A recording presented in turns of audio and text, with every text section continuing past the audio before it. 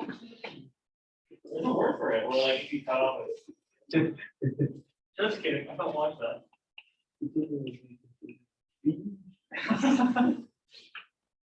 What if Albert is just like a bean plant? That's why he's spilling all this bean juice propaganda. Spilling beans. No, Albert is the Whatever you do. I think I said I would chug it. Oh, you're so funny. Albert is a bean. Whatever you do, just don't tell Albert to see it. Dude, I'm the whatever is so propagated, but I just said I would chug it. Albert is an industry. I would chug a ton of bean juice for money. Just for the fun of it. No, for the money. For the beans? I was. I'll give you this word right now. Right. Jesse. I've never seen you play basketball, and I'm sure you suck at basketball. Ouch. Dang. Ooh. And it's funny, Jesse's definitely just for success. I'm not even good. I'm not even good. I don't at it. suck. I know you suck. But I know you're so for Jesse, you gotta come to a rise. What are you gonna do, Jesse? Come on, Over the weekend on Saturday? it's gonna happen at some point. Do it Thursday. If I want on Thursday. Guys, so much stuff to do with Thursday. We have to on Thursday. We had that Well, lab. problem set. Chemistry lab, problem set. Yeah, but if you Wednesday. Did you not listen to the announcements? If you do it a week in advance, you'd be less stressed out. I did so much homework this Sunday. See, the problem with that was just good is I had just as much stuff to do last week. Yeah. And it was a no homework week. And I did like 4 hours of homework. Honestly, just take it. You take it. Take the L. Jesse, you get one late lab break per night. Oh, you're so right. You're a genius. I forgot about that.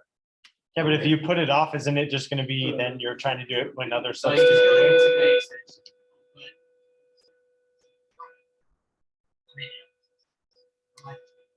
Everyone gets one today. For now. Yeah, but it's just a lot of work. Plus I have the English script too. Oh, yeah. It's one thing. But like, it doesn't have to be. I have a major grade in English. But that's like. All right, guys, you have a problem set due Thursday. Today's the last lesson that's on that problem set. There's also the last lesson that's on your test that's due, or sorry, your test that's on next Tuesday, a week from today. Tomorrow we'll do another lesson, although it is not on the test. It's on your 4th test, your last test.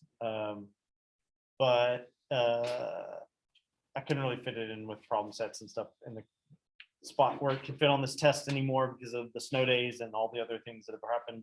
So we'll still do the lesson, but it'll be on the following test. And then Thursday we'll have a work day, but it's a short day, so don't plan on getting a ton of work done that day. And then no school Friday. So today we are doing lesson 26, which is on linear transformations. This will look very similar to something we did when we first started talking about vector spaces and subspaces. This is a kind of a similar idea in a lot of ways. But basically think of a linear transformation as taking any type of input, doing something to it, and then giving some sort of an output. So with linear transformations, what we're mainly going to be doing is taking a matrix A, multiplying it by a vector, and that's going to transform the vector, right? We get a new vector. When I do A times V, I get another vector. We think of this as matrix A transforming the vector. It's very similar to the idea of a function, except that you can put all sorts of things in there, not just a number. But it's basically you have some input, the X that you put into f of X, and an output of Y or whatever comes out. The transformations, a vector, and we use that word pretty broadly in terms of what can go into a transformation, goes in, and then eventually what we're going to get to is the transformation is multiplying by a matrix. Today, we're not going to get very far into actually doing this with matrices. That's the next lesson. But more talking about what is a linear transformation and giving some examples of linear transformations and things like that. All right. So definition, it's a transformation. You can just say T. Okay, think of that like F in f of X. This is just a transformation of a vector. assign some output to every input. Okay, it's linear if it meets the requirements that transforming v plus w is the same as transforming v, then w, then adding them together. Transforming c times v, where c is a scalar, is the same as transforming v, then multiplying by the scalar. And transforming 0 should give me 0. So very similar to the rules for subspaces that we went over. That if these aren't met, it doesn't mean it can't be done or it's not a transformation. It's not a linear transformation. So it's not going to follow kind of the set of rules we're expecting it to follow. Most of the time, if it's not linear, it can't be done with matrix multiplication. There would have to be a different way to do it. If it's linear, it can always be done with matrices. But we basically need these three properties to be met for it to be a linear transformation. So at the beginning, mostly we're just going to be trying to recognize, is this thing a linear transformation or is it not? Often these two rules are combined into one statement of linearity, which is just saying if I transform c times v plus d times w, that's the same as c times the transformation of v plus d times the transformation of w.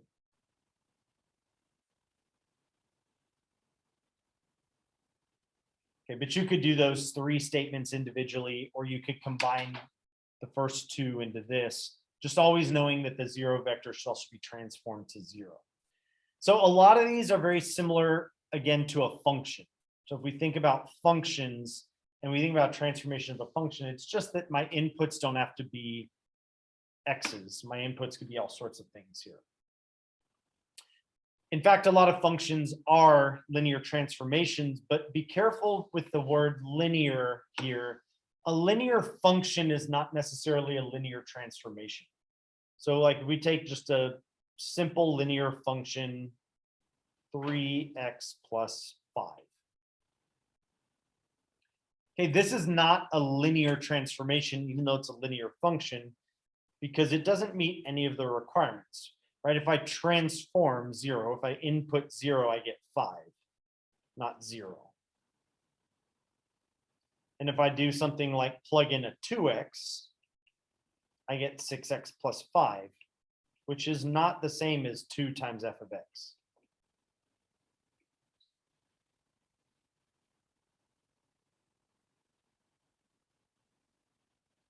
Okay, and if I did something like, did 2 different x's there, I get 3 times x1 plus x2 plus 5, which is not going to be the same as f of x1 plus f of x2, because you'll end up with 2 5s there when I do that.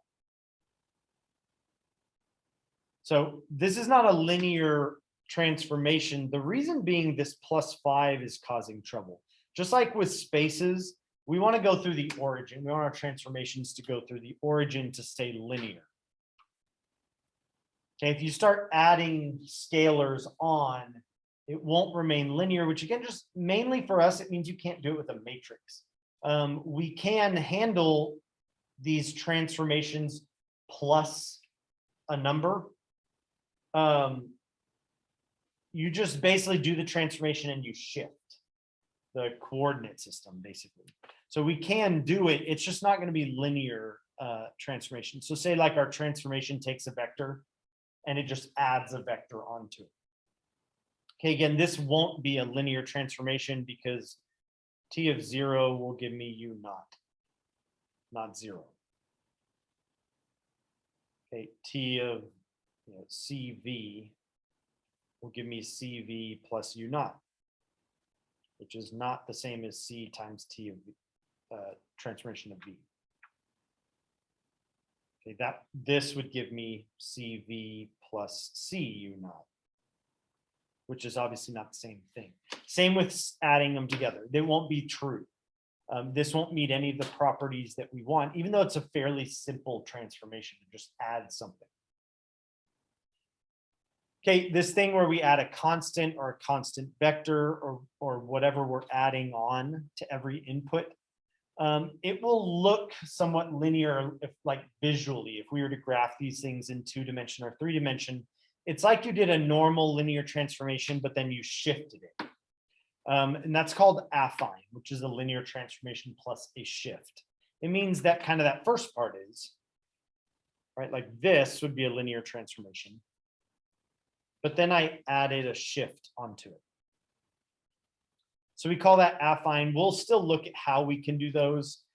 They can't be done with simple matrix multiplication.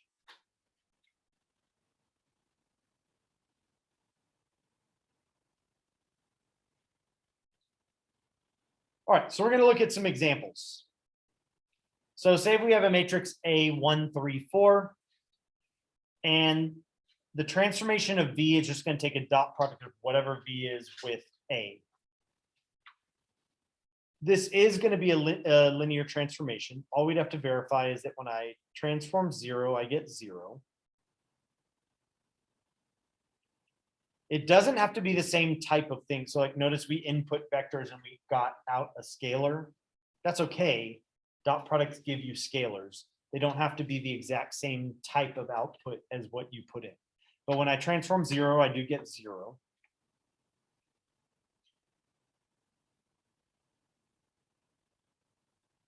And if I transform CV plus DW, that'll be A dotted with CV plus DW, which with our dot product properties that we've been over before, that's C times A dot V plus D times A dot W. Right, we can distribute a dot product. We can factor out constants. This is just C times TV plus D times TW. Okay, so yes, this is a linear transformation. A dot product is a linear transformation. Okay, it'll transform vectors into scalars via dot product, but it is a type of linear transformation.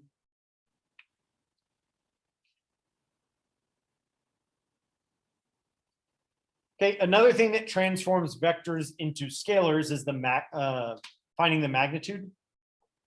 So is that going to give us a linear transformation? Well, if I transform 0, I do get 0, right? The magnitude of the 0 vector is 0. Here, if I transform C times V, that'll be the magnitude of CV, which is really the absolute value of C times the magnitude of V. I can factor something out, but remember I will have squared it and square rooted it. I'm going to get the absolute value of C. So this one's not true. This one's true. Okay, this one's not true.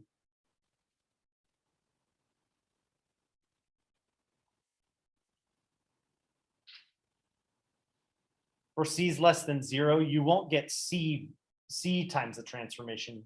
You'll get the absolute value of C. So like T of -2V is not going to be -2 T of V as a counterexample. Okay, it'll be +2 times T of V, but it won't work for any negative C's. And then same idea, T of W plus V. That'll be the magnitude of W plus V, which unless those are going the same direction, that is not the same as the magnitude of W plus the magnitude of V. Okay, easiest way to see that is graphically, right? If we have V and we have W, we have V plus W. Unless V and W are going in the same direction, V plus W is larger. The magnitude of V plus the magnitude of W is larger than the magnitude of V plus W. So those typically aren't equal either. So that's not true. So no. Okay, magnitude is not a linear transformation.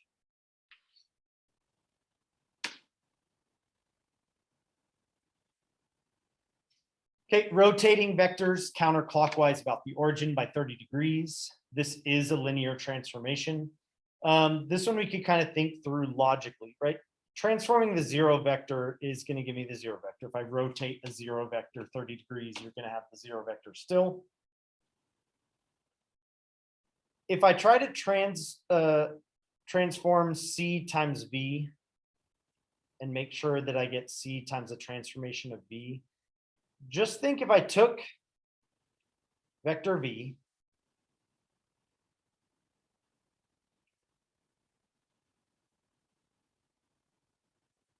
and then I multiplied by a scalar,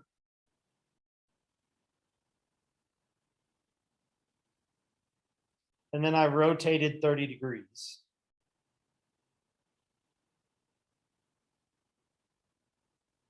This would be the transformation of CV. I took V, I multiplied by a scalar, and then I transformed it. That would be the same as if I had transformed V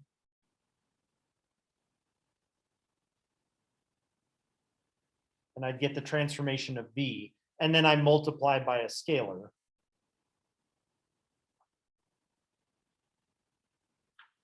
This would be C times the transformation of V. They would be in the same place, right? I wrote them a little bit different because so you could see it, but they would be overlapping. It wouldn't matter if I took V, transformed it, then multiplied, or multiplied, then transformed it. You're going to be in the same location. The other one's a little harder to draw, but this will be the same here as well.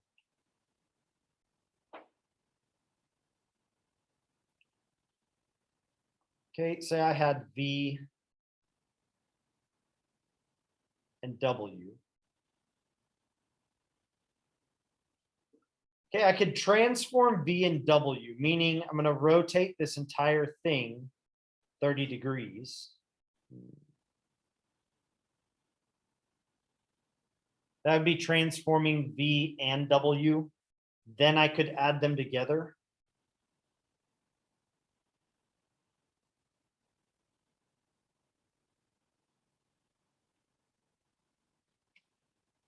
Or I could add them together.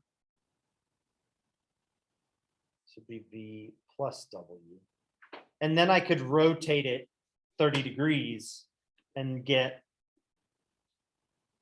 the transformation of V plus W. Basically, I could add them together, then rotate, or I could rotate, then add them together. You're going to get the same thing. So this is going to be linear. Okay, rotating about the origin. It doesn't matter if I multiply, then rotate, or rotate, then multiply, add, then rotate, or rotate, then add. You're going to get the same thing every time. All right. Derivatives are also linear transformations. Okay, that one's pretty easy to show using kind of the basic derivative rules we learned in calculus. The derivative of a times f of x plus b times g of x. We know with our basic rules, wherever I have pluses and minuses, I can do those derivatives separately. And I can always factor scalars out. If I want the derivative of 2x, I can do 2 times the derivative of x. So this is a times the derivative of f of x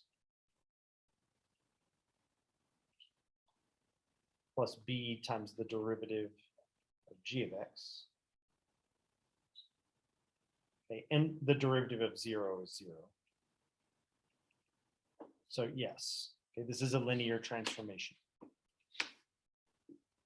That's kind of some of our most basic rules of most of our calculus. Integrals were like that, derivatives are like that. As long as the plus c is 0 in an integral, it's a linear transformation. Limits, you could separate in the same way. So a lot of calculus was based on this idea. Okay, range for a transformation is pretty similar to range of a function. It's basically what types of outputs are you going to get? What does the output space look like? So as I start transforming vectors, am I getting all the vectors in the XY plane, all the vectors in 3D space? Am I only getting vectors on the line y equals x? What types of things come out of this transformation? kernel means the set of inputs that make your transformation 0. This is very similar, and especially when we start talking about matrices, using matrices for transformations, this is very similar to null space. Okay, so 0 is always going to be one of them, but there could be other ones. So like if we look at some of these examples, derivatives. Okay, the kernel of the transformation for derivatives are constants, right? Any of the constants, if I take a derivative, I get 0. Here, rotation, the only vector when I rotate 30 degrees and I get the 0 vector will be the 0 vector. The kernel would be 0 here. Okay, this one, the kernel would be 0, but there are other things that I can dot with A to get 0. It'd be all the things perpendicular to the vector A, right? Everything perpendicular to vector. So like 1, 1, -1 would be in the kernel. Everything in the plane perpendicular 1, 3, 4 would be in the kernel. So kernel is just saying when I transform, what gives me 0. All right, so projections are going to be linear transformations. Again, as long as you project into something that goes to the origin. So we could project onto the XY plane, for example. And we did these in linear algebra earlier this year, and then we did it in multivariable as well. So we're basically taking every vector in 3D space, projecting it onto the XY plane. So we'll take a vector, we'll transform A, B, C. And what we'll get is A, B, 0.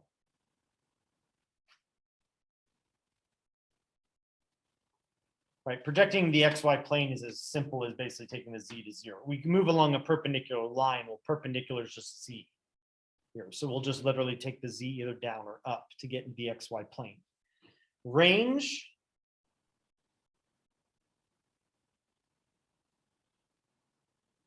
Is basically every vector in R2, right? Every single vector in the XY plane I can get by projecting something in 3D onto the XY plane.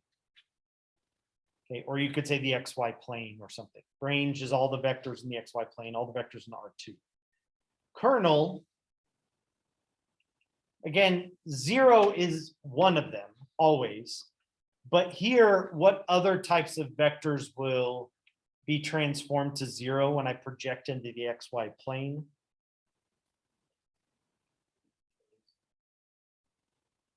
Okay, everything on the Z axis, right? Perpendicular to the XY plane.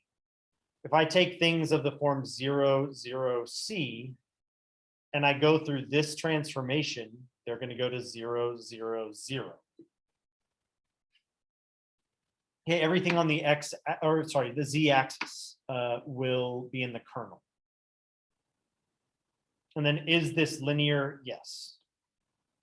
Okay, if I start multiplying vectors, then projecting them, it's the same as projecting them, then multiplying. Or if I add vectors together, then project, it's the same as projecting them, then adding them together. That's going to be the same thing here. And that would be pretty easy to show.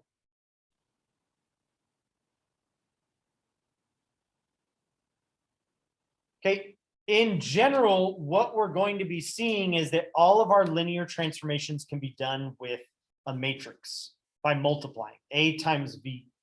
So this is just a real general case. If I take A times V, that's a transformation. Is it linear? Yes. Again, kind of like derivatives. Oops, I'm not going to use A.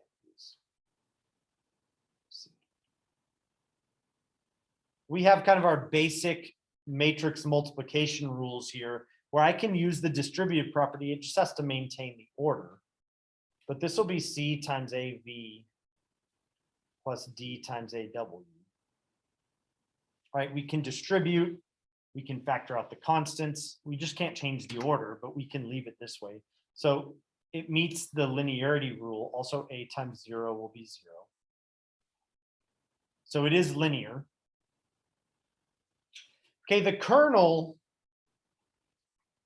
in this case, is literally the null space. We're trying to think, when is A times B equals 0?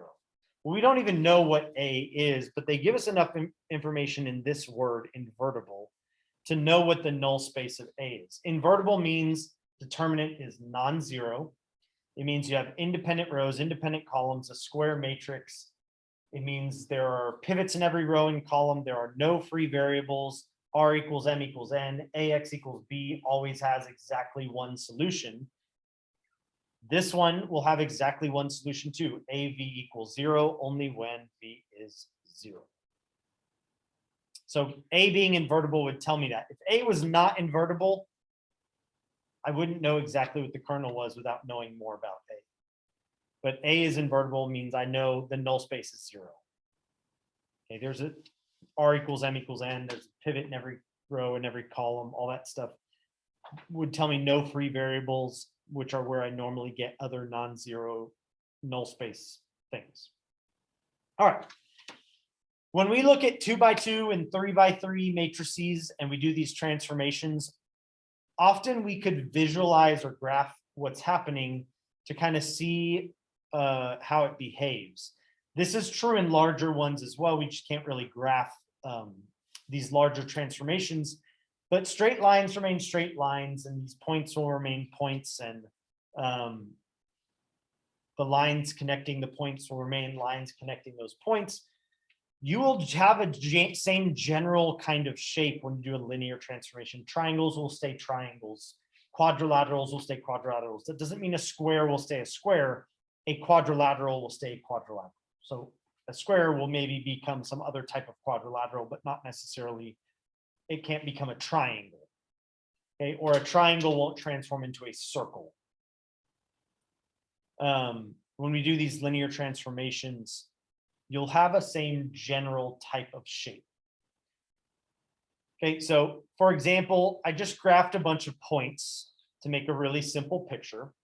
These are all coordinates X over Y is what each column is here. It's like, for example, 3, -2, or sorry, -3, 2. That's this point right here. Those are all the coordinates. I put the X's in the first row, the Y's in the second. Graphed them, and then I connected the vertices. So then I can take this matrix and I can multiply it by other matrices that cause transformations. So for example, I could take this and multiply by the matrix cosine theta, negative sine theta, cosine theta. That causes a rotation. And so you see the exact same picture, it's just been rotated. V is the matrix with the coordinates in it. And so I just take this matrix times V, and it'll cause that rotation. You could make the picture more complicated by adding more points to it. Do this same thing, and it would do the same rotation. Change the 271 to whatever angle you want. It causes that rotation around the origin. Okay, this one causes it to scale. So like this is a 70% of the original. You just take the identity and put whatever scalar you want along the diagonal, and that's going to cause a scale to happen. You could pair them up. Okay, I could do, a rotation matrix times a scaling matrix times my matrix filled with coordinates. This one will scale, then rotate. We aren't going to read left to right. Read what's closest to V is what's going to happen first. So it would scale, then it would rotate. Multiply these together, and you get a matrix that does both in that order. It's like you could start to kind of pair them up to get a more complex transformation. Is I could take scaling, rotating, reflecting, whatever types of transformations, put them all together, multiply, and I have a matrix that does all those things. Often order will matter. So you have to watch out that if I want it to scale, then rotate, rather than rotate, then scale, whatever's closest to V is going to happen first. But you could kind of start to pair them up. Put in random numbers, you're getting another type of linear transformation. We can see my quadrilaterals are all still quadrilaterals, my lines are all still lines, and the shape is still discernible. I can still see the relationship to the original. This just kind of distorted it, right? It changed everything not proportionally like my nice scaling matrix did. But multiplying by a matrix will cause a linear transformation. Okay, and then we can come up with that, which is what the most of the next lesson is about. You want to kind of take into account the input space and the output space. And so each V will be an Rn and each W will be an Rm, because we're taking A times V and getting a W. And so think if A is M by N, to do this multiplication, V is going to have to be a subspace of the N part. This is going to be N by 1 so that I can multiply. And W will be M by 1.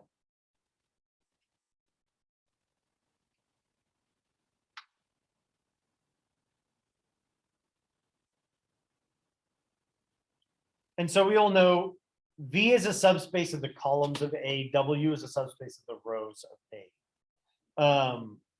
And we can, if we know how to transform a basis for V, we remember that all the other vectors in V are linear combinations of that basis. And with linear transformations, we can do linear combinations as well, because that's the whole point of this, like, this thing that we've been doing is this is a linear combination of vectors V and W. And I can break it into some multiple of V transforming V plus some multiple of transforming W. So if we know how to transform a basis, we can figure out how to transform all the other vectors because they're linear combinations of that basis.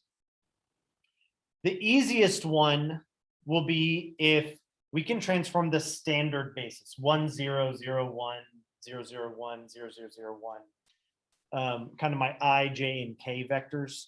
If we can transform those, it's kind of easy to figure out how to get the matrix of transformation. Oops.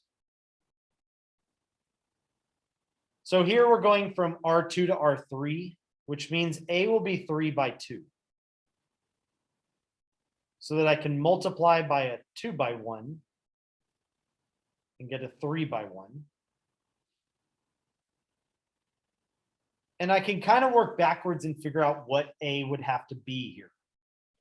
So if I take row 1 times this column, I'm going to get 2. So something times 1 plus something times 0 will give me 2. This number would obviously have to be 2.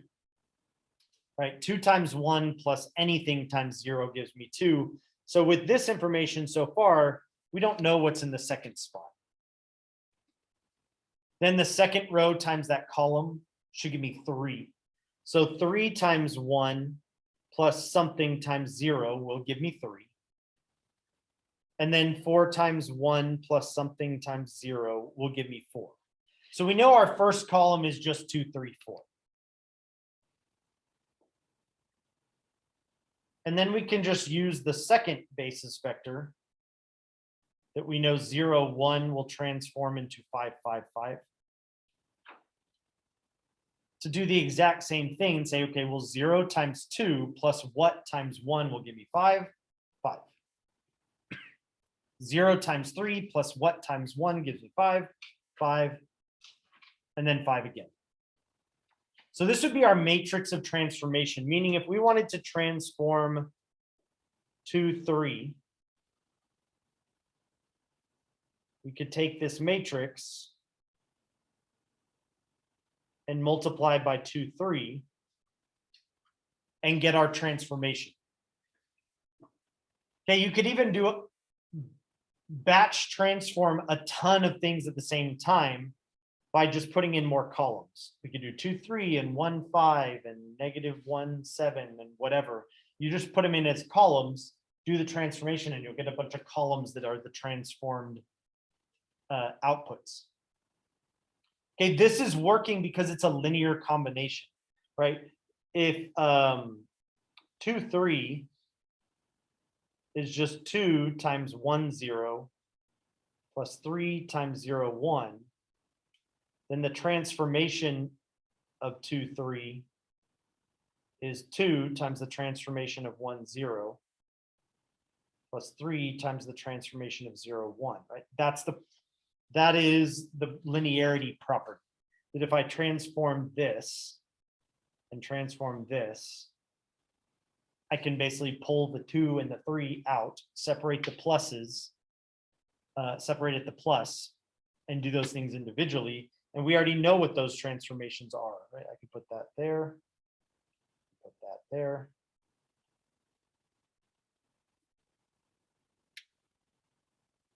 And I would take 2 times 2, 3, 4, and 3 times 5, 5, 5.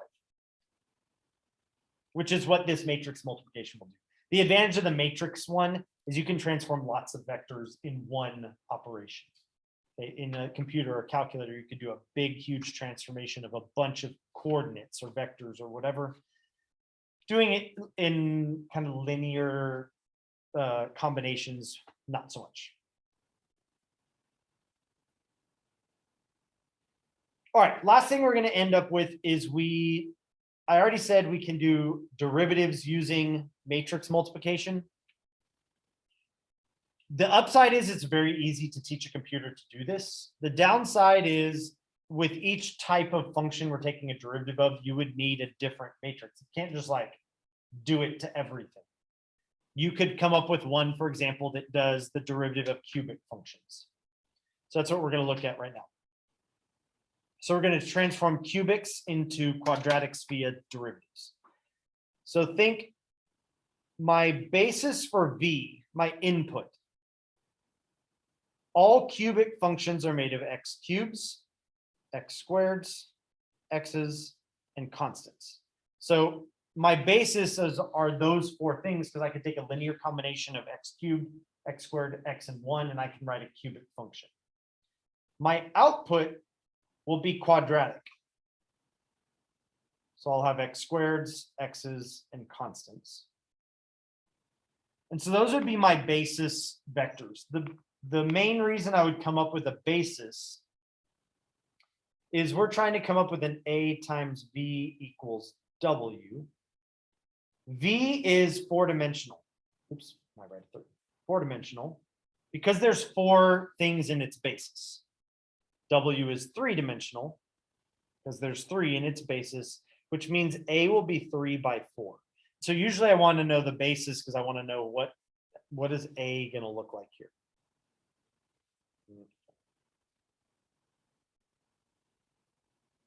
So all my vectors V are going to be functions. Oops. A plus bx plus cx squared plus dx cubed. And then all of my w's will be the derivative, which is b plus 2cx plus 3dx squared.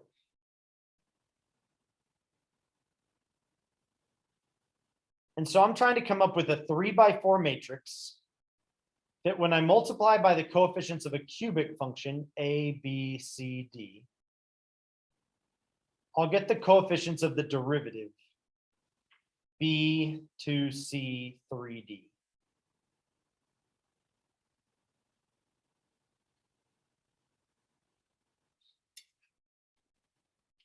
And so this is pretty easy to come up with. If you just think row 1 times that column A, B, C, D should give me B. So row 1 would be 0, 1, 0, 0. Right? 0A plus B plus 0C plus 0D will give me B. Row 2 times A, B, C, D should give me a 2C. So I want 0A, I want 0B, I want 2C, and I want 0D. And then row 3, I want 0A, 0B, 0C, and 3D. So this is the cubic. For any polynomial, it's pretty easy to come up, once you see the pattern here, to come up with how I would do a 5th order derivative or whatever polynomial wise. You would just kind of expand this same matrix. And so this is the matrix that would take derivatives of cubic functions. So for example, if I had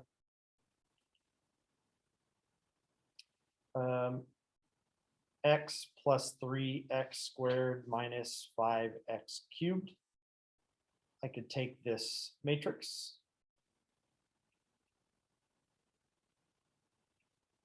Take the coefficients 0, 1, 3, -5, 0 because there is no constant term here.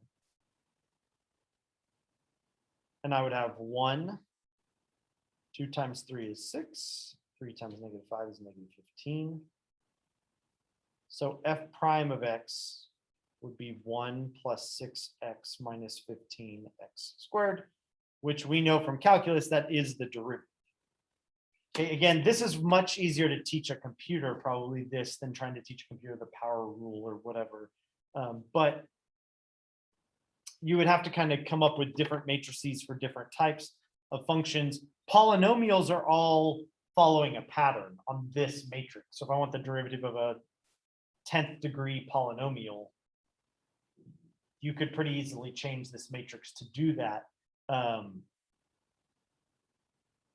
But